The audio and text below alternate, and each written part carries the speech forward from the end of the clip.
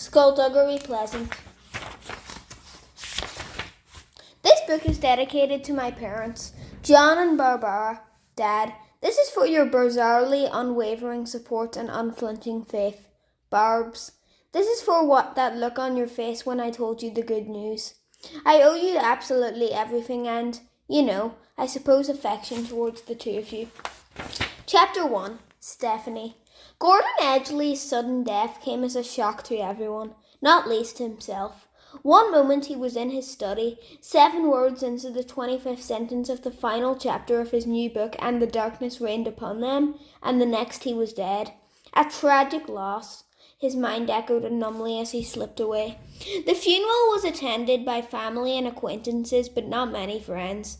Gordon hadn't been a well-liked figure in the publishing world, for although the books he wrote, tales of horror and magic and wonder, regularly reared their heads in the bestseller lists, he had the disquieting habit of insulting people without realizing it, then laughing at their shock.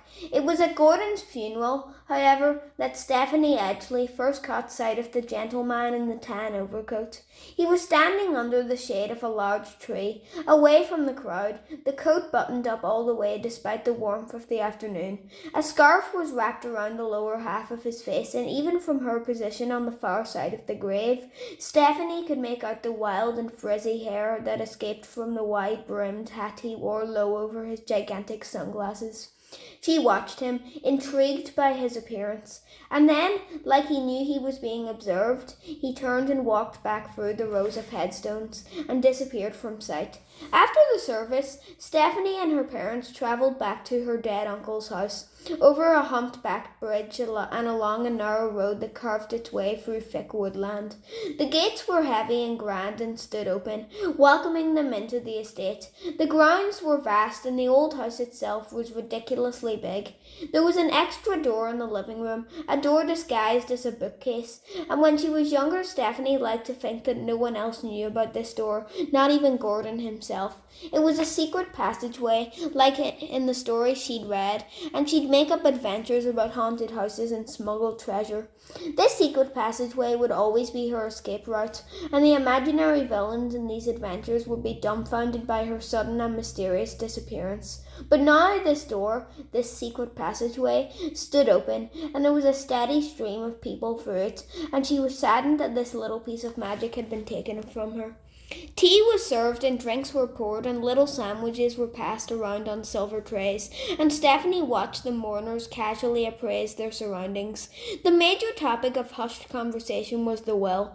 Gordon wasn't a man who inspired or even demonstrated any great affection, so no one could predict who would inherit his substantial fortune. Stephanie could see the greed seep into the watery eyes of her father's other brother, a horrible little man called Fergus, as he nodded sadly and spoke sombrely and pocketed the silverware when he thought no one was looking. Fergus's wife was a thoroughly dislikable, sharp-featured woman named Beryl. She drifted through the crowd, deep in unconvincing grief, prying for gossip and digging for scandal. Her daughters did their best to ignore Stephanie. Carl and Crystal were twins, 15 years old, and as sour and vindictive as their parents. Whereas Stephanie was dark-haired, tall, slim and strong, they were bottle blonde, stumpy and dressed in clothes that made them bulge in all the wrong places. Apart from their brown eyes, no one would guess that the twins were related to her. She liked that. It was the only thing about them she liked. She left them to their petty glares and snide whispers, and went for a walk. The corridors of her uncle's house were long and lined with paintings. The floor beneath Stephanie's feet was wooden, polished to a gleam, and the house smelled of age. Not musty exactly, but experienced. These walls and these floors had seen a lot in their time, and Stephanie was nothing but a faint whisper to them, here one instant, gone the next. Gordon had been a good uncle, arrogant and irresponsible, yes, but also childish and enormous fun, with a light in his eyes, a glint of mischief. When everyone else was taking him seriously, Stephanie was privy to the winks and the nods and the half-smiles that he would shoot her way when they weren't looking. Even as a child, she felt she understood him better than most. She liked his intelligence and his wit, and the way he didn't care what people thought of him. He'd been a good uncle to have. He taught her a lot. She knew that her mother and Gordon had briefly dated, courted, her mother had called it, but when Gordon had introduced her to his younger brother, it was love at first sight. Gordon liked to grumble that he had never got more than a peck on the cheek, but he had stepped aside graciously, and had quite happily gone on to have numerous torrid affairs with numerous beautiful women. He used to say that it had almost been a fair trade, but that he suspected he had lost out. Stephanie climbed the staircase, pushed open the door to Gordon's study, and stepped inside. The walls were filled with the framed covers from his bestsellers and shared space with all manner of awards. One entire wall was made up of shelves, jammed with books. There were biographies and historical novels and science texts and physiology tomes, and there were battered little paperbacks stuck in between. A lower shelf had magazines, literary reviews and quarterlies. Stephanie passed the shelves which housed the first editions of Gordon's novels and approached the desk. She looked at the chair where he died, trying to imagine him there. How he must have slumped. And then a voice so smooth it could have been made of velvet. At least he died doing what he loved. She turned, surprised, to see the man from the funeral in the overcoat and hat standing in the doorway. The scarf was still wrapped, the sunglasses still on, the fuzzy hair still poking out. His hands were gloved. Yes, Stephanie said, because she couldn't think of anything else to say. At least there's that.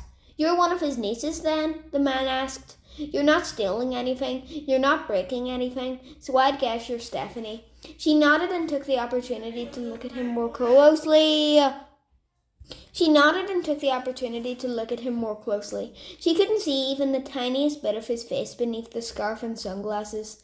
Were you a friend of his? She asked. He was tall, this man, tall and thin, though his coat made it difficult to judge. I was, he answered, with a move of his head. This slight movement made her realize that the rest of his body was unnaturally still. I've known him for years, met him outside a bar in New York when I was over there, back when he had just published his first novel. Stephanie couldn't see anything behind the sunglasses. They were black as pitch. Are you a writer too? Me? No, I wouldn't know where to start. But I got to live out my writer fantasies through Gordon.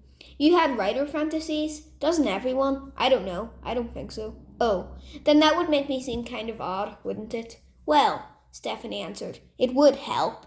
Gordon used to talk about you all the time, boast about his little niece. He was an individual of character, your uncle. It seems that you are too. You say that like you know me. Strong-willed, intelligent, sharp-tongued, doesn't suffer fools gladly. Remind you of anyone? Yes, Gordon. Interesting, said the man, because those are the exact words he used to describe you. His gloved fingers dipped into his waistcoat and brought out an ornate pocket watch on a delicate gold chain. Good luck in whatever you decide to do with your life.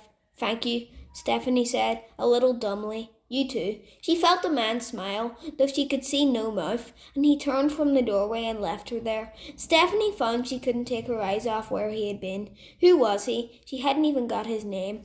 She crossed over to the door and stepped out, wondering how he had vanished from sight so quickly. She hurried down the stairs and reached the large hall without seeing him. She opened the front door just as a big black car turned out onto the road. She watched him drive away, stayed there for a few moments, then reluctantly rejoined her extended family in the living room, just in time to see Fergus slip a silver ashtray into his breast pocket.